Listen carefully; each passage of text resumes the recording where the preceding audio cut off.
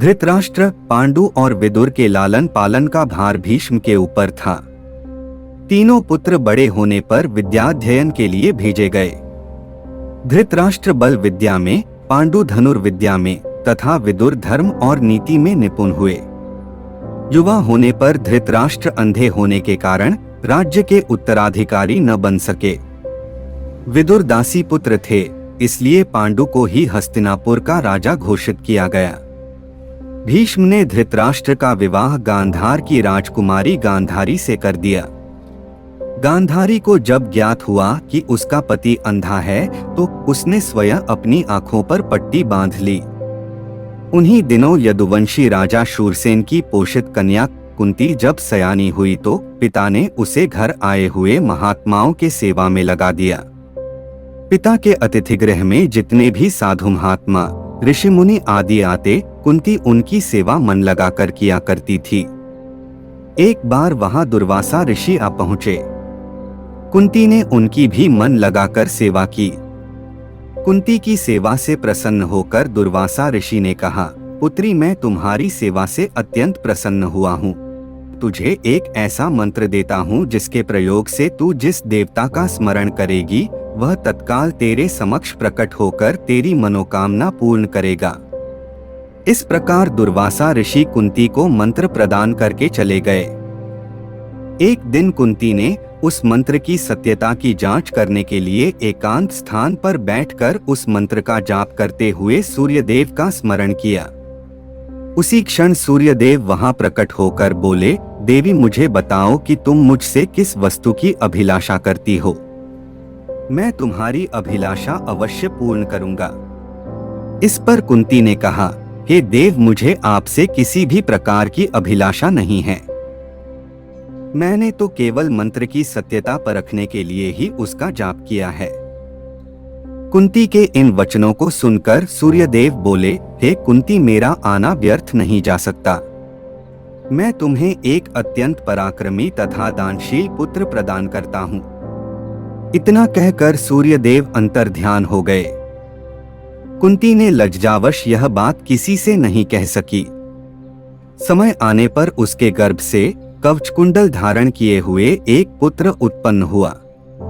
कुंती ने उसे एक मंजूषा में रखकर रात्रि बेला में गंगा में बहा दिया। वह बालक बहता हुआ उस स्थान पर पहुंचा जहां पर धृतराष्ट्र का सारथी अधिरथ अपने अश्व को गंगा नदी में जल पिला रहा था। उसकी दृष्टि कवचकुंडल धारी शिशु पर पड़ी। अधिरथ निःसंतान था, इसलिए उसने बालक को अपने छाती से लगा लिया और घर ले जाकर उसे अपने पुत्र के जैसा पालने लगा। उस बालक के कान अति सुंदर थे, इसलिए उसका नाम कर्ण रखा गया। कुमार अवस्था से ही कर्ण की रुचि अपने पिता अधिरथ के समान रथ चलाने की बजाय युद्धकला में अधिक थी। कर्ण और उसके पिता अधिरथ आचार्य द्रोण से मिले, जो कि उस समय युद्धकला के सर्वश्रेष्ठ आचार्यों में से एक थे।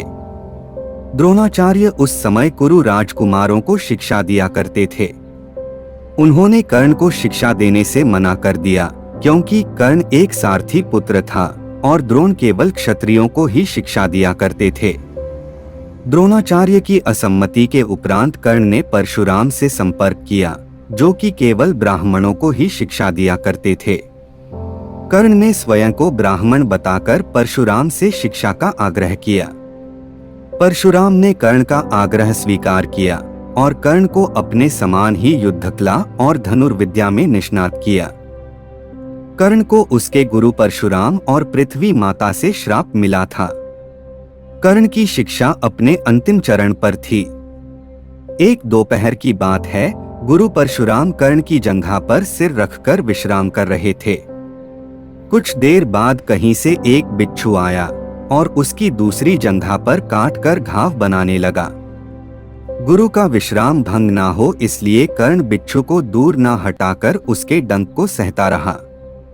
कुछ देर में गुरुजी की निद्रा टूटी और उन्होंने देखा कि कर्ण की जांघ से बहुत रक्त बह रहा है। उन्होंने कहा कि केवल किसी क्षत्रिय में ही इतनी सहनशीलता हो सकती है कि वह बिच्छू डंक को सह ले, ना कि किसी ब्राह्मण में। और परशुराम जी ने उसे मिथ्या भाषण के कारण श्राप दिया, जब भी कर्ण को उनकी दी हुई शिक्षा की सर्वाधिक आवश्यकता होगी, उस दिन वह उसके काम नहीं आएगी। कर्ण, जो कि स्वयं ये नहीं जानता था कि वह किस वंश से है, उसने अपने गुरु से क्षमा मांगी और कहा कि उसके स्थान पर यदि कोई और शिष्य भी होता तो वो भी यही करता। यद्यपि कर्ण को क्रोधवश श्राप देने पर उन्हें ग्लानि हुई, पर वे अपना श्राप वापस नहीं ले सकते थे। तब उन्होंने कर्ण को अपना विजय नामक धनुष प्रदान किया और उसे ये आशीर्वाद दिया कि उसे वह वस्तु मिलेगी जिसे वह सर्वाधिक चाहता है। कुछ लोक कथाओं में माना जाता है कि बिच्छू के रूप में स्वयं इंद्र थे, जो उसकी वास्तविक क्षत्रिय पहचान को उजागर करना चाहते थे। परशुराम जी के आश्रम से जाने के पश्चात कर्ण कुछ समय तक भटकता रहा। इस दौरान वह शब्दभेदी विद्या सीख रहा था। अभ्यास के दौरान उसने एक गाय के बछड़े को कोई वन्य पशु समझ लिया और उस पर शब्दभेदी बाण चला दिया और बछड़ा मारा गया। तब उस गाय के स्वामी ब्राह्मण ने कर्ण को श्राप दिया कि जिस प्रकार उसने एक असहाय पशु को मारा है, वैसे ही एक दिन वह भी मारा जाएगा। जब वह सबसे अधिक असहाय होगा और जब उसका सारा ध्यान अपने शत्रु से कहीं अलग किसी और काम पर होगा। इस प्रकार कर्ण परशुराम का एक अत्यंत परिश्रमी और निपुण शिष्य बना। कर्ण दुर्योधन के आश्रय में रहता था। गुरु द्रोणाचार्य ने अपने शिष्यों की शिक्षा पूरी होने पर हस्तिनापुर में एक रंगभूमि का आयोजन करवाया। रंगभूमि में अर्जुन विशेष धनुर्विद्या युक्त शिष्य प्रमाणित हुआ।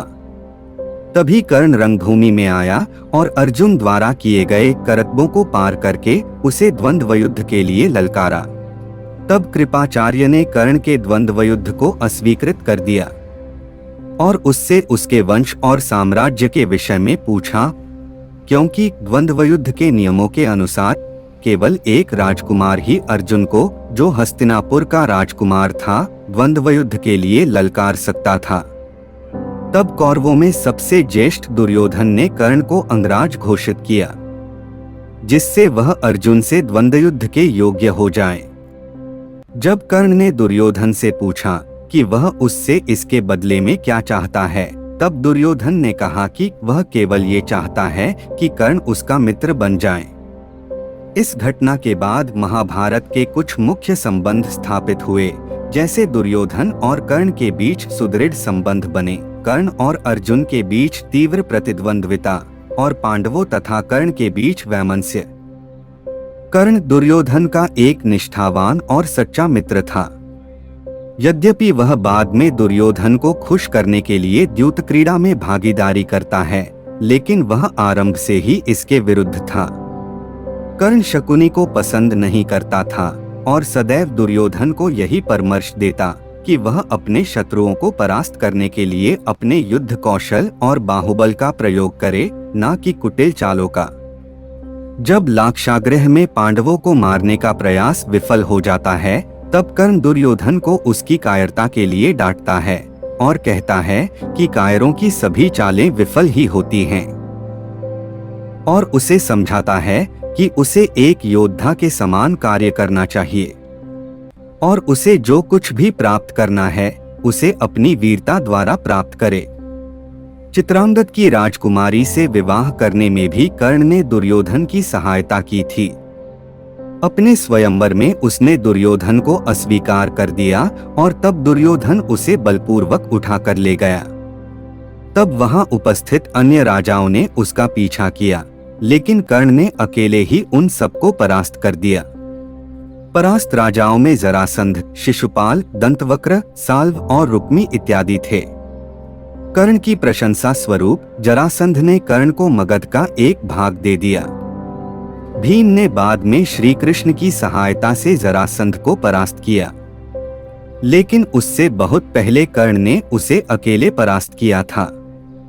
कर्ण ही ने जरासंध की इस दुर्बलता को उजागर किया था कि उसकी मृत्यु केवल उसके धड़ को पैरों से चीर कर 2 टुकड़ों में बांटकर हो सकती है।